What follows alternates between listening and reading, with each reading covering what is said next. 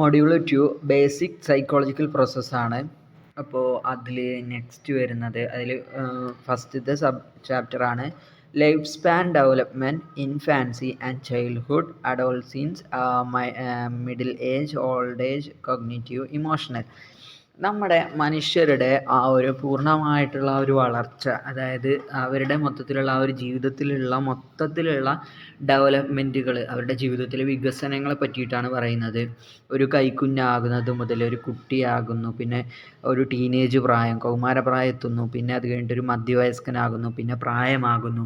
അപ്പോൾ ഇങ്ങനെയുള്ള ഓരോ ഘട്ടങ്ങളെ പറ്റിയിട്ടാണ് പൊതുവെ നമ്മൾ സൈക്കോളജി പഠിച്ചിട്ടില്ലെങ്കിലും പൊതുവെ നമ്മൾ അറിയേണ്ട പല കാര്യങ്ങളും ചർച്ച ചെയ്യുന്ന ഒരു മൊഡ്യൂളാണ്. അപ്പോൾ നിങ്ങളിത് ഡിഗ്രിക്ക് പഠിച്ചിട്ടില്ല എന്നുണ്ടെങ്കിലും ഈ ഒരു സ്ലൈഡ് അല്ലെങ്കിൽ ഈ ഒരു മൊഡ്യൂൾ വളരെ ഇമ്പോർട്ടൻ്റ് ആണെന്ന് മനസ്സിലാക്കുക. ഓക്കെ, അപ്പോൾ വികസനം എന്നത് പക്വതയും ജീവിതാനുഭവങ്ങളും മൂലം ക്രമമായി സംഭവിക്കുന്ന മാറ്റങ്ങളുടെ ഒരു തുടർച്ചയായ പ്രക്രിയയാണ്. അപ്പോൾ ഒരാളുടെ ജീവിതത്തിൽ വികസനം എന്ന് പറഞ്ഞാൽ എന്താണ് ഉണ്ടാവുക? ഒരാളുടെ ജീവിതത്തിൽ കേട്ടോ പക്വത വേണം, ജീവിതാനുഭവങ്ങൾ വേണം. അപ്പോൾ അങ്ങനെ ക്രമമായി സംഭവിക്കുന്ന ഒരു മാറ്റങ്ങളുടെ തുടർച്ചയാണ് എന്തെന്ന് പറഞ്ഞു കഴിഞ്ഞാൽ വികസനം എന്ന് പറഞ്ഞു കഴിഞ്ഞാൽ. ഓക്കെ, മനുഷ്യൻ്റെ വളർച്ചയും വികാസവും ഗർഭം ധരിച്ച് ജനിക്കുന്ന നിമിഷം മുതൽ മരണം വരെ തുടർച്ചയായി നടക്കുന്ന പ്രക്രിയയാണ്. അപ്പോൾ ഒരാളിപ്പോൾ ഇന്ന് ജനിച്ചു, ഒരു കുട്ടി ഇന്ന് ജനിച്ചു, ആ ഒരു കുട്ടി ജനിച്ച് ആ കുട്ടി മരിക്കുന്നത് വരെ ആ കുട്ടി ഇങ്ങനെ വികസനം നടന്നുകൊണ്ടിരിക്കുകയാണ്. ഇപ്പോൾ ഒരു പ്രായത്തുമ്പോൾ ചിലപ്പോൾ മേ ബി വളർച്ച എന്ത് ചെയ്തിരിക്കുക, നിന്നിരിക്കാം. ആ ഒരു കറക്റ്റ് ഒരു വയസ്സാകുമ്പോൾ വളർച്ച അവിടെ നിന്നിരിക്കുക. എന്നിരുന്നാലും കുട്ടിയുടെ അറിവും അനുഭവങ്ങളും ഓരോ ദിവസം കൂടുന്തോറും ഇങ്ങനെ എന്ത് ചെയ്യാണ്, അധികരിച്ചുകൊണ്ട് തന്നെ ഇരിക്കുകയല്ലേ. അപ്പോൾ അതാണ് പറഞ്ഞത്, വികസനം എന്ന് പറഞ്ഞു കഴിഞ്ഞാൽ അത് പെട്ടെന്നൊന്നും നിൽക്കുന്നതല്ല, അത് മരിക്കുന്നത് വരെ ഉണ്ടായിക്കൊണ്ടേയിരിക്കുന്നതാണ്. ഓക്കെ, ഡെവലപ്മെൻ്റൽ സൈക്കോളജി പ്രായത്തെ അനുസരിച്ച് പെരുമാറ്റത്തിലും അനുഭവത്തിലും സംഭവിക്കുന്ന മാറ്റങ്ങളെ ശാസ്ത്രീയമായി മനസ്സിലാക്കുന്നു. എന്താ ചെയ്യുന്നത് ഡെവലപ്മെൻ്റൽ സൈക്കോളജി? പ്രായമനുസരിച്ചിട്ട് പെരുമാറ്റത്തിലും അവരുടെ അനുഭവത്തിലും സംഭവിക്കുന്ന മാറ്റങ്ങളെ സയൻറ്റിഫിക്കലി മനസ്സിലാക്കുകയാണ് ചെയ്യുന്നത്. ഓക്കെ, ലാ ബൗയിയ എന്നാണ് ഞാൻ വായിക്കുന്നത്, കറക്റ്റ് എന്താണെന്നറിയില്ല. പ്രായത്തെ അനുസരിച്ച് പെരുമാറ്റത്തിലുണ്ടാകുന്ന മാറ്റങ്ങളെ മാത്രമല്ല എന്ത് ചെയ്യുന്നത്, പ്രായത്തെ അനുസരിച്ചിട്ട് പെരുമാറ്റത്തിലുണ്ടാകുന്ന മാറ്റങ്ങളെ മാത്രമല്ല അവയ്ക്ക് മുമ്പുള്ളതും അവയ്ക്ക് ശേഷമുള്ളതുമായ ബന്ധങ്ങളുടെ അടിസ്ഥാനത്തിൽ അവയെ വിശദീകരിക്കുകയാണ് ചെയ്യുന്നത്. ഡെവലപ്മെൻ്റൽ സൈക്കോളജി പ്രായത്തെ അനുസരിച്ച് പെരുമാറ്റത്തിലും അനുഭവത്തിലും സംഭവിക്കുന്ന മാറ്റങ്ങൾ ശാസ്ത്രീയമായി മനസ്സിലാക്കുന്നു എന്ന് പറഞ്ഞു. എന്നാൽ ലാ ബോവിയ എന്ന് പറഞ്ഞിട്ടുള്ള ആൾ പറയുന്നത് പ്രായത്തെ അനുസരിച്ച് പെരുമാറ്റത്തിലുണ്ടാകുന്ന മാറ്റങ്ങളെ പഠിക്കുന്നുണ്ട്, അതിനോടൊപ്പം തന്നെ അവയ്ക്ക് മുമ്പുള്ളതും അവയ്ക്ക് ശേഷമുള്ളതുമായ ബന്ധങ്ങളുടെ അടിസ്ഥാനത്തിൽ അവയെ വിശദീകരിക്കുകയാണ് അദ്ദേഹം ചെയ്യുന്നത്. ഓക്കെ, ഭൂരിഭാഗം വികസന സിദ്ധാന്തങ്ങളും എന്തായിരിക്കും, കുട്ടികളെ കേന്ദ്രീകരിച്ചുള്ളതാണെങ്കിലും ജീവിതകാലം മുഴുവൻ നീണ്ടു നിൽക്കുന്ന വികാസത്തെക്കുറിച്ചുള്ള വിവരണം നൽകുക എന്നതാണ് ഈ പഠനത്തിൻ്റെ അന്തിമ ലക്ഷ്യം. ബാക്കിയുള്ളതൊക്കെ എന്ന് പറഞ്ഞു കഴിഞ്ഞാൽ ബാക്കിയുള്ള ഏത് തിയറികളാണെന്നുണ്ടെങ്കിലും കുട്ടികളെ സംബന്ധിച്ച് അല്ലെങ്കിൽ ആ ഒരു ചെറുപ്രായത്തിലുള്ള ഒരു കാര്യങ്ങളെ മാത്രം വെച്ചിട്ടുള്ള കുറച്ച് തിയറികളായിരിക്കും ഉണ്ടാവുക. എന്നാൽ ഡെവലപ്മെൻ്റൽ സൈക്കോളജി എന്ന് പറഞ്ഞു കഴിഞ്ഞാൽ ഒരാൾ ജനിച്ചത് മുതൽ മരിക്കുന്നത് വരെയുള്ള എല്ലാ കാര്യങ്ങളും ഇതിൻ്റെ ഭാഗത്തിൽ വരും. അപ്പോൾ അതെന്താണ്, ഒരു ഫുള്ളായിട്ടുള്ള ഒരു കാര്യം ചർച്ച ചെയ്യുന്നതാണ്. അതായത് ഒരാളുടെ ജീവിതം മുഴുവൻ ചർച്ച ചെയ്യുന്ന ഒരു ഒരു തിയറിയാണ് ഡെവലപ്മെൻ്റൽ സൈക്കോളജി എന്ന് പറയുന്നത്. ജീവിതത്തിൻ്റെ ആരംഭം മുതൽ അവസാനം വരെയുള്ള മാറ്റങ്ങളെ പഠിക്കുന്നത് വികസന മനഃശാസ്ത്രത്തിൻ്റെ ഒരു ശാഖയാണ്. ജീവിതത്തിൻ്റെ ആരംഭം മുതൽ എന്ത് ചെയ്യുക, അപ്പോൾ ഇതിൻ്റെ ഓരോരോ ശാഖകൾ പറയുന്നത്, ശാഖ എന്ന് പറഞ്ഞാൽ ബ്രാഞ്ചുകൾ പറയുകയാണ്. ഈ ജീവിതത്തിൻ്റെ ആരംഭം മുതൽ അവസാനം വരെയുള്ള മാറ്റങ്ങളെ പഠിക്കുന്നത് വികസന മനഃശാസ്ത്രത്തിൻ്റെ ഒരു ശാഖയാണ്. ജീവിതാരംഭം മുതൽ അവസാനം വരെയുള്ള മാറ്റങ്ങളെ പഠിക്കുക, മാറ്റങ്ങൾ മാത്രം പഠിക്കുക, ഇതെന്താണ് ഒരു ശാഖയാണ്. ഇത് വളർച്ചയെയും തകർച്ചയെയും കുറിച്ചുള്ള പൂർണ്ണമായ ധാരണ എന്ത് ചെയ്യുന്നുണ്ട്, ഒരാളുടെ ജീവിതത്തിൽ എന്തുകൊണ്ട് വളർച്ചയുണ്ടായി എന്തുകൊണ്ട് തളർച്ചയുണ്ടായി എന്നതിനെക്കുറിച്ച് പൂർണ്ണ ധാരണ നൽകുന്നുണ്ട്. ഇവയിൽ എന്ത് ചെയ്യുന്നുണ്ട്, എറിക്സൺ അതേപോലെ തന്നെ എറിക്സൺ ആൻഡ് ഹാവിഗ്രസ്റ്റ് എന്നിവരുടെ വീക്ഷണങ്ങൾ ശൈശവം മുതൽ വാർദ്ധക്യം വരെയുള്ള മനുഷ്യ വികാസത്തെക്കുറിച്ചുള്ള സമഗ്രമായ ധാരണ നൽകുന്നുണ്ട്. അവരുടെ എന്തോ ഒരു വീക്ഷണം. ഓക്കെ, മീൻസ് നെക്സ്റ്റ് സിഗ്മണ്ട് ഫ്രോയിഡിൻ്റെ ശിഷ്യനായ എറിക്സൺ. ഓക്കെ, എറിക്സൺ എറിക്സൺ എന്ത് ചെയ്യുന്നുണ്ട്, വ്യക്തിത്വ വികാസത്തെക്കുറിച്ചുള്ള ഫ്രോയിഡിൻ്റെ വീക്ഷണത്തിൽ ഭേദഗതി വരുത്തി. അപ്പോൾ ഫ്രോയിഡിന് കുറച്ച് വ്യക്തിത്വ വികാസത്തിൽ കുറച്ച് വീക്ഷണങ്ങൾ ഉണ്ടായിരുന്നു, അതിൽ ഭേദഗതി വരുത്തി, അതിൽ മാറ്റം വരുത്തിയ ആളാണ്. 8 മാനസിക സാമൂഹിക ഘടകങ്ങളിലൂടെ ഐഡൻറ്റിറ്റി രൂപീകരണം ഊന്നി പറഞ്ഞു. അപ്പോൾ ഒരാളുടെ ഐഡൻറ്റിറ്റി നമുക്ക് മനസ്സിലാക്കണം എന്നുണ്ടെങ്കിൽ 8 മാനസികവും സാമൂഹികവുമായിട്ടുള്ള ഘട്ടങ്ങളുണ്ട് എന്ന് അദ്ദേഹം പറഞ്ഞു. ഓരോ ഘട്ടത്തിലും ഒരു പ്രതിസന്ധി ഉണ്ടാകുന്നു, അതിൻ്റെ പരിഹാരം ഒരു ഗുണത്തിൻ്റെ വികാസത്തിലേക്ക് നയിക്കുന്നു. അപ്പോൾ ഒരു 8 എന്ത് ചെയ്യുന്നുണ്ട്, ഒരു 8 മാനസിക സാമൂഹിക ഘട്ടങ്ങളിലൂടെ കടന്നു പോകണം എന്ന് അദ്ദേഹം പറഞ്ഞു. ഇങ്ങനെ ഈ 8 സാമൂഹിക ഓരോ ഘട്ടങ്ങളുണ്ടെന്ന് പറഞ്ഞല്ലോ. ഈ ഓരോ ഘട്ടത്തിലും ഒരു പ്രതിസന്ധി ഉണ്ടാകും. ഓക്കെ, ആ ഒരു പ്രതിസന്ധിനെ പരിഹരിക്കുമ്പോൾ എന്ത് ചെയ്യും, ഒരു ഗുണമുണ്ടാകും. ഓക്കെ, അതാണ് ഒരു തിയറി. ഓക്കെ, ജസ്റ്റ് അത് മനസ്സിലാക്കിയാൽ മതി. അത് കൂടുതൽ നമ്മളത് വിശദീകരിച്ച് പോകാൻ മാത്രം എന്തല്ല, അത് അത്രയില്ല. അത് ജസ്റ്റ് മനസ്സിലാക്കിയാൽ മതി. അതായത് സോഷ്യൽ സൈക്കോളജിയുടെ അല്ലെങ്കിൽ ഡെവലപ്മെൻറ്റ് സൈക്കോളജിയുടെ ഭാഗമാണ് ഇത്. അത്ര ജസ്റ്റ് മനസ്സിലാക്കാവുന്നതേ ഉള്ളൂ. നെക്സ്റ്റ്, ബാല്യത്തിലെ ആദ്യ 6 വർഷങ്ങളിൽ അബോധ തലത്തിലുള്ള പ്രക്രിയകളും, അതായത് ഒരു കുട്ടി 1 മുതൽ 6 വയസ്സ് വരെയുള്ള സമയത്തിൽ ആ കുട്ടിക്ക് പല കാര്യങ്ങളും കോൺഷ്യസ്ലി ആയിരിക്കില്ല, അതായത് അബോധമായിട്ടുള്ള തലത്തിലുള്ള പ്രക്രിയകളും മാതാപിതാക്കളുടെ സ്വാധീനവുമാണ് വ്യക്തിത്വത്തെ രൂപപ്പെടുത്തുന്നതെന്ന് വിശ്വസിച്ച ഫ്രോയിഡിൽ നിന്ന് വ്യത്യസ്തമായി. അപ്പോൾ ഫ്രോയിഡ് എന്താ വിശ്വസിച്ചത്, 1 മുതൽ 6 വയസ്സ് വരെ കുട്ടിക്ക് എന്തായാലും അധികം ബോധം ഉണ്ടാവില്ല. പിന്നെ കുട്ടിയുടെ ക്യാരക്ടറെ രൂപപ്പെടുന്നത് മാതാപിതാക്കളെയും മറ്റു സമൂഹത്തെയൊക്കെ കണ്ടിട്ടാണ് എന്ന ഒരു തിയറി ആയിരുന്നു ആൾക്കുണ്ടായിരുന്നത്. എന്നാൽ ഇതിൽ നിന്ന് വ്യത്യസ്തമായിട്ട് സാമൂഹിക സാംസ്കാരിക ശക്തികളുടെ പങ്ക് എറിക്സൺ ഊന്നി പറയുന്നു. മറ്റേതിൽ എന്ത് പറയുന്നില്ല, സാമൂഹിക സാംസ്കാരികമായിട്ടുള്ള പങ്ക് ഊന്നി പറയുന്നില്ല. എന്നാൽ ഇവിടെ എന്ത് ചെയ്യുന്നുണ്ട്, എറിക്സൺ അത് ഊന്നി പറയുന്നുണ്ട്.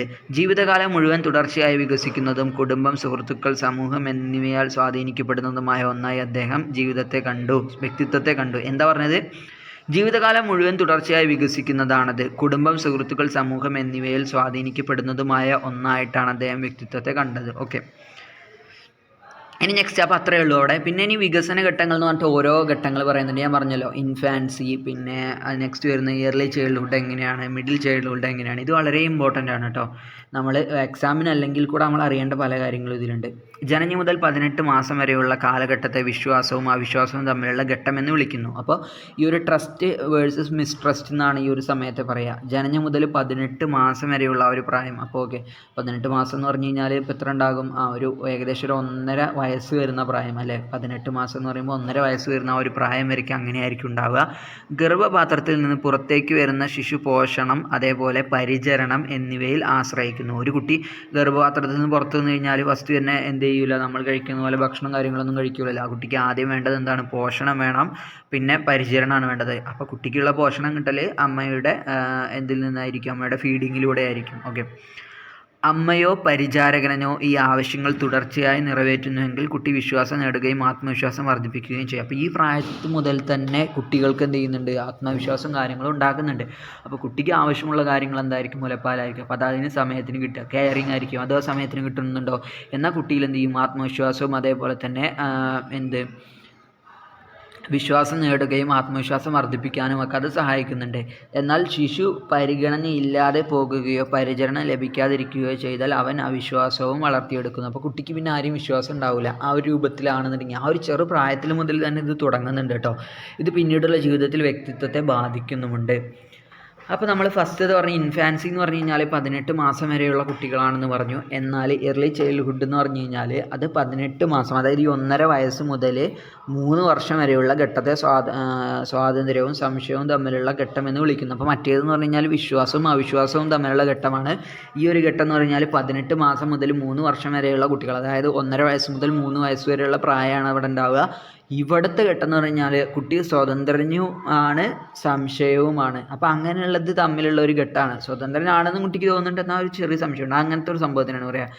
കുട്ടിയുടെ പേശി സംവിധാനവും നാഡീവ്യൂഹവും വികസിക്കുന്നതിനനുസരിച്ച്, കുട്ടിയുടെ പേശിയും നാഡീവ്യൂഹങ്ങളൊക്കെ വികസിക്കുന്നതിനനുസരിച്ച് അവർ അവരുടെ ചുറ്റുപാടുകൾ ആഗ്രഹത്തോട് പര്യവേക്ഷണം ചെയ്യുന്നു. ഈ ഘട്ടത്തിൽ പ്രധാന പ്രശ്നം സ്വാതന്ത്ര്യബോധം വികസിപ്പിക്കുക എന്നതാണ്. അമിതമായ സ്വാതന്ത്ര്യം അവരുടെ കഴിവുകളിൽ സംശയം ജനിപ്പിക്കുന്നു. അതേസമയം അമിതമായ നിയന്ത്രണം മൂല്യമില്ലായ്മയുടെയും ലജ്ജയുടെയും വികാരങ്ങൾ വളർത്തുന്നു. കുട്ടിയുടെ ആവശ്യങ്ങളെ ബഹുമാനിക്കുന്ന ഒരു സന്തുലിതമായ സമീപനം പരിചാരകരിൽ നിന്നും ശ്രദ്ധ ആവശ്യമാണ്. അപ്പോൾ കുട്ടികൾക്ക് എന്തായിരിക്കും ഈ സമയത്ത്, നമ്മൾ സ്വതന്ത്രരാണോ, അതേപോലെ തന്നെ എന്നാൽ സ്വതന്ത്രരല്ലേ എന്നുള്ളൊരു സംശയമായിരിക്കും കുട്ടികൾക്ക് ഉണ്ടാവുക. അപ്പോൾ ആ ഒരു പ്രായത്തിൽ കുട്ടികൾ മൊത്തം ഇഷ്ടത്തിന് വിടുകയാണെന്നുണ്ടെങ്കിൽ കുട്ടികൾക്ക് മീൻസ് അവരുടെ ആത്മവിശ്വാസം വർദ്ധിക്കില്ല. എന്നാൽ അതേപോലെ തന്നെ കുട്ടികളെ എന്ത് ചെയ്യുക, അമിതമായ നിയന്ത്രണം കൊടുത്തു കഴിഞ്ഞാൽ മൂല്യമില്ലായ്മ ഉണ്ടാകും, അവരിൽ ലജ്ജ ഉണ്ടാകും. ലജ്ജയുടെയൊക്കെ വികാരങ്ങൾ ഇങ്ങനെ വളർത്തിയെടുക്കുകയാണ് ചെയ്യുക അധികമായിട്ട് അവരിങ്ങനെ നിയന്ത്രിച്ചു കഴിഞ്ഞാൽ. അപ്പോൾ നമ്മൾ എന്താ ചെയ്യേണ്ടത്, ഒരു ന്യൂട്രൽ ആയിട്ടുള്ള രൂപത്തിലാണ് കുട്ടികളെ നോക്കേണ്ടത്. ഓക്കെ, അതായത് ന്യൂട്രൽ എന്ന് പറഞ്ഞാൽ എന്താണ്, കൂടുതൽ സ്വാതന്ത്ര്യം കൊടുത്തിട്ടില്ല എന്നാൽ സ്വാതന്ത്ര്യം കൊടുക്കാതിരുന്നിട്ടില്ല. അപ്പോൾ ഇതിൻ്റെ രണ്ടിൻ്റെ ഇടയിലുള്ള ഒരു സമീപനം കൊടുത്താലും മതി ആ ഒരു പ്രായത്തിൽ. പിന്നെ മിഡിൽ ചൈൽഡ്ഹുഡാണ്, അതായത് 3 വയസ്സ് മുതൽ 5 വയസ്സ് വരെയുള്ള ഘട്ടത്തെ പ്രവർത്തനവും കുറ്റബോധവും തമ്മിലുള്ള ഘട്ടം എന്ന് പറയുന്നത്. അപ്പോൾ ഈ ഒരു പ്രായത്തിൽ കുട്ടികൾ എന്തെങ്കിലും ചെയ്യും, അതിന് കുറ്റബോധവും വരും. ആ ഒരു പ്രായത്തിലാണ് ഇത് വരിക. ഓക്കെ, സ്വാതന്ത്ര്യം നേടിയ ശേഷം, അതായത് ഇപ്പോൾ കുട്ടികളുടെ മനസ്സിൽ എന്തില്ല, അവർ സ്വതന്ത്രരാണെന്നുള്ള ചിന്തയുണ്ട്.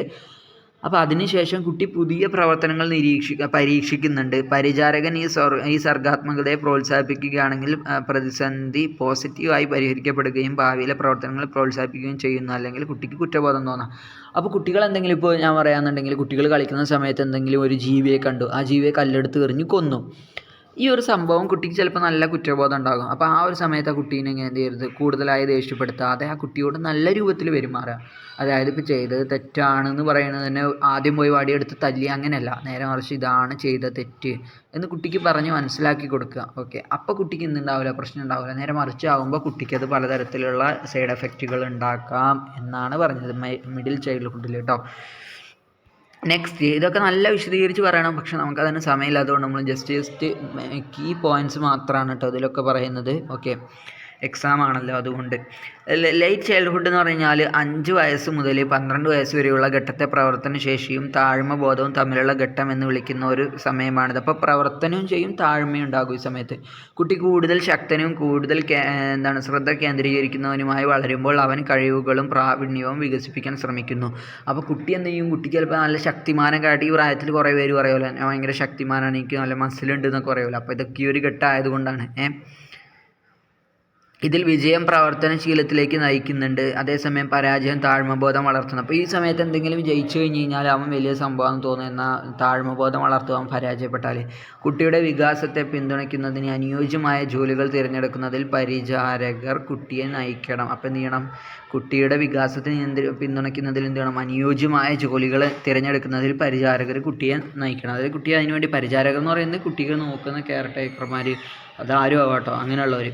പിന്നെ അഡോൾസി എന്ന് പറഞ്ഞു കഴിഞ്ഞാൽ അത് എത്ര മുതൽ, 12 മുതൽ 20 വയസ്സ് വരെയുള്ള കാലഘട്ടം. ബാല്യത്തിൽ നിന്ന് പ്രായപൂർത്തിയിലേക്കുള്ള മാറ്റത്തെ അടയാളപ്പെടുത്തുന്ന ഒരു കാലഘട്ടമാണിത്. ഇത് യൗവനാരംഭത്തെയും അതേപോലെ ലൈംഗിക, സാമൂഹിക, വൈകാരിക, തൊഴിൽപരമായ ജീവിതത്തിൻ്റെ വശങ്ങളെ ബാധിക്കുന്ന ഗണ്യമായ മാറ്റങ്ങളെയും ഉൾക്കൊള്ളുന്ന ഒരു ടൈമാണിത്. അപ്പോൾ ഈ ഒരു സമയത്ത് കുട്ടികൾ സാമൂഹികമായിട്ടും വൈകാരികമായിട്ടും അതേപോലെ ലൈംഗികപരമായിട്ടും ഒക്കെ വളരുന്ന ഒരു ഘട്ടമാണ്. ഈ ഘട്ടമാണ് ലൈഫിൽ എന്താ പറയുക, ഈ കൗമാരപ്രായം എന്ന് പറയുന്നതാണ് വളരെ ഇമ്പോർട്ടൻ്റ് ആയിട്ടുള്ള ഒരു പ്രായം. അതായത് ഇപ്പോൾ നമ്മൾ 12 കഴിഞ്ഞ് കഴിഞ്ഞാൽ പിന്നെയുള്ള പ്രായം, അതായത് 13, 14, 16 അങ്ങനെ പോയിട്ട് 19, അതാണ് ആ ടീൻ എന്നുള്ളത്. അപ്പോൾ അങ്ങനെയുള്ള ആ ഒരു പ്രായം എന്ന് പറയുന്നത് വളരെ അവരുടെ എല്ലാ തരത്തിലുള്ള വികാസങ്ങളും നടക്കുന്ന ഒരു സമയമാണ്. മാനസികമാണെങ്കിലും ശാരീരികമായിട്ടാണെന്നുണ്ടെങ്കിലും എല്ലാ തരത്തിലുള്ള വികസനവും നടക്കുന്ന ഒരു പ്രായമാണത്. ഓക്കെ, വ്യക്തി തന്നെയും തൻ്റെ ലക്ഷ്യങ്ങളെയും മനസ്സിലാക്കിക്കൊണ്ട് ഐഡൻറ്റിറ്റി രൂപീകരിക്കാൻ ശ്രമിക്കുന്ന ഒരു പ്രായമാണിത്. പരിചാരകരെയും സമപ്രായക്കാരെയും പിന്തുണയോടെ ഐഡൻറ്റിറ്റി ബോധം വികസിക്കുന്നുണ്ട്. അല്ലാത്ത പക്ഷം റോൾ ആശയക്കുഴപ്പമുണ്ടാക്കാം. അവൻ്റെ റോൾ എന്താണെന്നുള്ള ഒരു ആശയക്കുഴപ്പമൊക്കെ ഉണ്ടാകാൻ സാധ്യതയുണ്ട്. പിന്നെ നെക്സ്റ്റ് ഇയർലി അഡൽട്ട്ഹുഡ് എന്നുള്ളതാണ് 20 വയസ്സ് മുതൽ 30 വയസ്സ് വരെയുള്ള കാലഘട്ടത്തെ അടുപ്പവും ഒറ്റപ്പെടലും തമ്മിലുള്ള ഘട്ടം എന്ന് വിളിക്കുന്നുണ്ട്. ഓക്കെ, ഈ ഒരു സമയത്ത് എന്ത് ചെയ്യും, കുറച്ച് പേരോട് നമുക്ക് അറ്റാച്ച്മെൻറ്റ് തോന്നും, അതേപോലെ ഒറ്റപ്പെടലും തോന്നുന്ന ഒരു സമയമാണ് 20 മുതൽ 30 വയസ്സ് വരെ എന്ന് പറഞ്ഞു കഴിഞ്ഞാൽ. ജോലി, സമൂഹത്തിനുള്ള സംഭാവന, കുടുംബ പരിചരണം തുടങ്ങിയ ഉത്തരവാദിത്തങ്ങൾ ഏറ്റെടുക്കുന്നതിന് ഉൾക്കൊള്ളുന്ന ഒരു ഘട്ടമാണിത്. ഈ സമ്മർദ്ദത്തിലേക്ക് നയിക്കാം. അപ്പോൾ ഈ സമ്മർദ്ദങ്ങൾ വേറെ സമ്മർദ്ദത്തിലേക്ക് നയിക്കും. എന്നാൽ കുടുംബാംഗങ്ങളുമായുള്ള അടുത്ത ബന്ധങ്ങൾ വൈകാരിക പിന്തുണ നൽകുന്നുണ്ട്. വിജയകരമാണെങ്കിൽ വ്യക്തി സന്തുലിതമായ ജീവിതം ആസ്വദിക്കുന്നു, അല്ലെങ്കിൽ അവർക്ക് ഒറ്റപ്പെട്ടതായി തോന്നാം. ഇത് അവരുടെ വ്യക്തിത്വത്തെ പ്രതികൂലമായി ബാധിക്കും.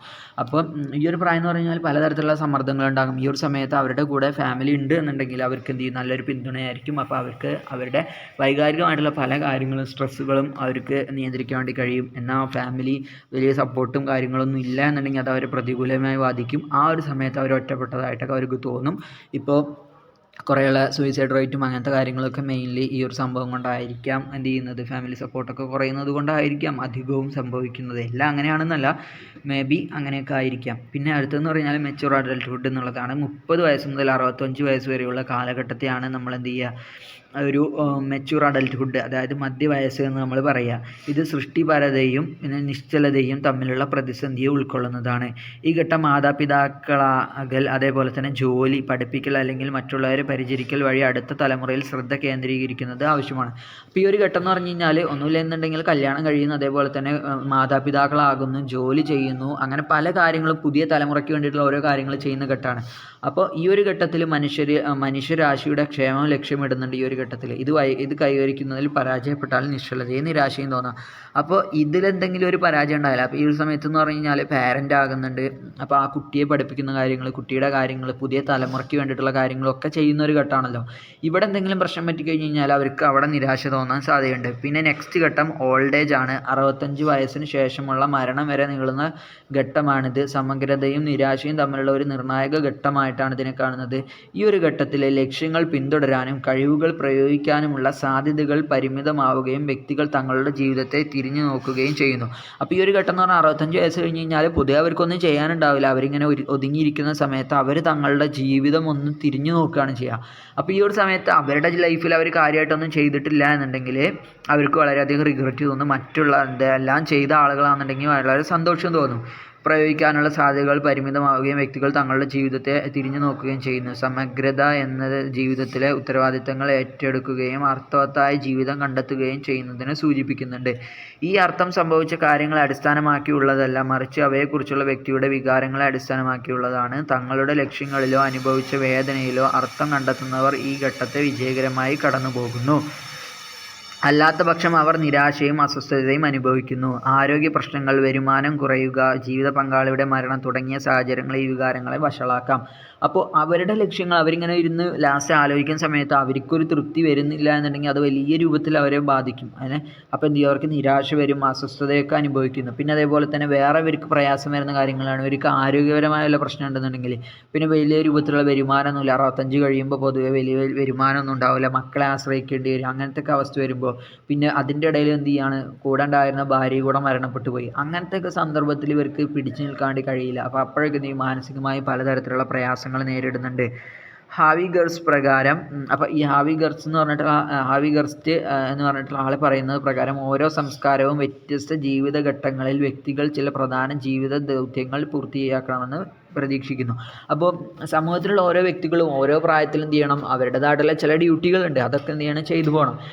ഒരു കുട്ടിയാണ്, സ്കൂളിൽ പോകുന്ന കുട്ടിയാണെന്നുണ്ടെങ്കിൽ അവൻ എന്ത് ചെയ്യണം, ആ പ്രായത്തിൽ അവന് വേണ്ട കാര്യങ്ങളൊക്കെ സ്കൂളിൽ പോയി പഠിക്കുക എന്നുള്ളതാണ് അവൻ ചെയ്യേണ്ട കാര്യം. അപ്പോൾ ഓരോ പ്രായങ്ങളിലും ഓരോന്നുണ്ട്, അത് ചെയ്തു പോകണം, അത് പൂർത്തിയാക്കണം എന്നാണ് സമൂഹം അവനിൽ നിന്ന് പ്രതീക്ഷിക്കുന്നത്.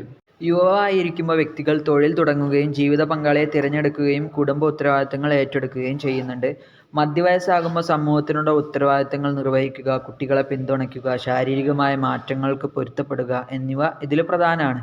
വാർദ്ധക്യത്തിൽ ശാരീരികമായ തകർച്ച ഉണ്ടാകുന്നുണ്ട്. പിന്നെ വിരമിക്കൽ എന്നുള്ള ഒരു മനസ്സായിരിക്കും അവർക്ക് ഉണ്ടാവുക. ജീവിത പങ്കാളിയുടെ നഷ്ടം എന്നിവയ്ക്ക് പൊരുത്തപ്പെടുന്നതിനോടൊപ്പം സാമൂഹിക ബന്ധങ്ങൾ നിലനിർത്തുകയും പുതിയ പങ്ക് വഹിക്കാൻ പഠിക്കുകയും വേണം. അപ്പോൾ യുവാവായിരിക്കുമ്പോൾ വ്യക്തികൾ എന്ത് ചെയ്യും, തൊഴിൽ തുടങ്ങുന്നു, ജീവിത പങ്കാളിയെ കണ്ടെത്തുന്നു, അങ്ങനെ ഓരോ ജീവിതത്തിൻ്റെ കുടുംബ ഉത്തരവാദിത്തങ്ങൾ അയാൾക്ക് കയറി വരുന്നു.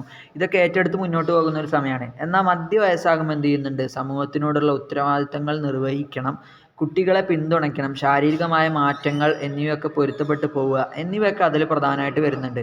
പിന്നെ നെക്സ്റ്റ് എന്ന് പറഞ്ഞു കഴിഞ്ഞാൽ വാർദ്ധക്യത്തിൻ്റെ ഘട്ടത്തിലാകുമ്പോൾ ശാരീരികമായിട്ടുള്ള പല തകർച്ചകൾ, വിരമിക്കൽ, ജീവിത പങ്കാളിയുടെ നഷ്ടം എന്നിവയ്ക്ക് പൊരുത്തപ്പെടുന്നതിനോടൊപ്പം സാമൂഹിക ബന്ധങ്ങൾ നിലനിർത്തുകയും പുതിയ പങ്ക് വഹിക്കാൻ പഠിക്കുകയും വേണം. അപ്പോൾ ഇതാണ് ഈ ഒരു ചാപ്റ്ററിൽ അടുത്തതായിട്ട് ഈ ഒരു ഫസ്റ്റ് സബ് ചാപ്റ്ററിൽ പറയാനുള്ളത്. നെക്സ്റ്റ് സെൻസറി പെർസെപ്ച്വൽ പ്രോസസ്സാണ്. സെൻസേഷൻ എന്താണ്, പെർസെപ്ഷൻ എന്താണ്, മെമ്മറി എന്താണ്, ഈ 3 കാര്യങ്ങൾ ജസ്റ്റ് സിമ്പിളായിട്ടുള്ള കാര്യങ്ങളാണ്. അപ്പോൾ അതാണ് നെക്സ്റ്റ് ഇതിൽ പറയാനുള്ളത്. അപ്പോൾ നെക്സ്റ്റിൽ പറയാം. ഓക്കെ.